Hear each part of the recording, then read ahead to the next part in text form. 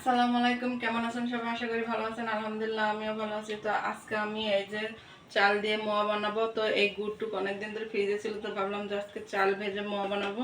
তো পুরো ভিডিওটা দেখতে থাকুন আর আমার চ্যানেলটাকে সাবস্ক্রাইব করে পাশে ঘন্টিটা বাজিয়ে দেবেন। প্লিজ প্লিজ পুরো ভিডিওটা দেখবেন। এই যে আমি এক পটের মতো চাল নিয়েছি, ভাতের চাল। তার ভিতরে লবণ দিয়ে দিয়েছি আর দিয়ে দিচ্ছি অল্প পরিমাণে পানি দিয়ে। এখন লবণ দিয়ে পানি দিয়ে সুন্দর করে চালগুলো মাখাবো।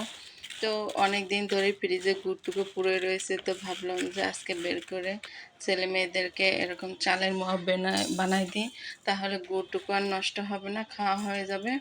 আর বিকেলে নাস্তা হিসেবেও একটা সুন্দর নাস্তা হয়ে যাবে। তো এই যে আমি এখন একেবারে কড়াইটাকে সুন্দর করে গরম করে তার ভিতরে চালগুলো এখন ভেজে নিচ্ছি। আর এই যে আমার চাল ভাজাগুলো হয়ে গেছে।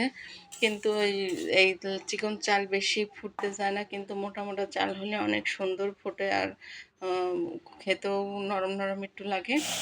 তো আমার চাল ভাজাগুলো হয়ে গেছে সম্পূর্ণ। আর এখন আমি করতেছি কি, যে গুড়গুলো একটু পানি দিয়ে ভিজিয়ে রাখছিলাম যাতে নরম হয়ে যায়। তো এখন আমি কড়াইয়ের ভিতরে দিয়ে নাড়াচাড়া দিচ্ছি। আর তার ভিতরে দিয়ে দিচ্ছি একটা গরম মশলা, দুটো দারচিনি আর দুটো তেজপাতা। দিলে এগুলো হবে কি, যে মোয়াটা খেতে অনেক সুন্দর একটা সেন্ট বের হবে আর খেতেও খুবই ভালো লাগে। আর ঘ্রাণটা অনেক সুন্দর লাগে এই গরম মশলা তেজপাতা দিলে। তো এই যে দেখেন আমার গুড়টা একেবারে আঠা আঠা হয়ে আসছে। তো আমি ঘন ঘন নাড়া দিচ্ছি যেন তল দিয়ে লেগে না যায়। তো এখন আমি এর ভিতরে চালগুলো দিয়ে দিলাম, চাল ভাজা। যেহেতু গুড়টা একেবারে আঠা আঠা হয়ে আসছে, এখন আমি চালগুলো এর ভিতরে সুন্দর করে দিয়ে আরও আস্তে আস্তে লো জালে জাল দেব। তো এই যে দেখেন আমার একেবারে গুড়ের পানি টেনে গেছে আর এই যে আস্তে আস্তে শুকনা হয়ে আসতেছে। আর এইভাবে একটু ভেজা ভেজা অবস্থাতে সুন্দর করে নামালে হয় কি, যে চাল ভাজাটা অনেক শক্ত হয় কিন্তু একটু নরম হয়ে যায়। আর খেতেও বাচ্চাদের খুবই সুবিধা হয়, বেশি শক্ত শক্ত লাগে না।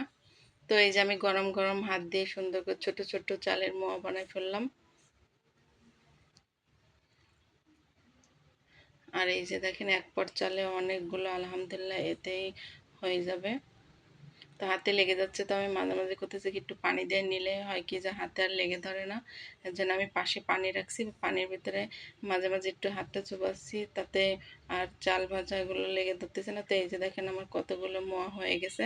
আজকের মতো ভিডিওটা এই পর্যন্তই।